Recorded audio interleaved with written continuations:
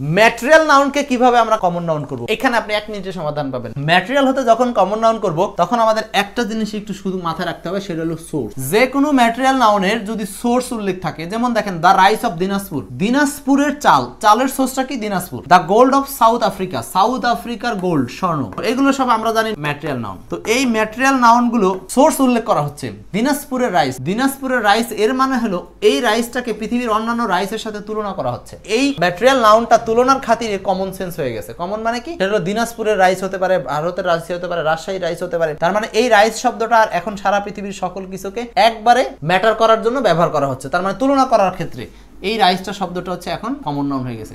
ঠিক একইভাবে এখানকার গোল্ড শব্দটা কমন নাউন হয়ে গেছে। তাহলে মনে থাকবে যে আমাদের ম্যাটেরিয়াল নাউনগুলো যদি সোর্স দ্বারা নির্দিষ্ট করা থাকে সেক্ষেত্রে অফ প্রিপোজিশনের ব্যবহারটা বেশিরভাগ হয়ে থাকে। সোর্স দ্বারা স্পেসিফাই করা থাকলে আমরা এই ম্যাটেরিয়াল নাউনগুলোকে বলবো হচ্ছে কমন নাউন। ক্লিয়ার? আশা করি বুঝতে পারছেন।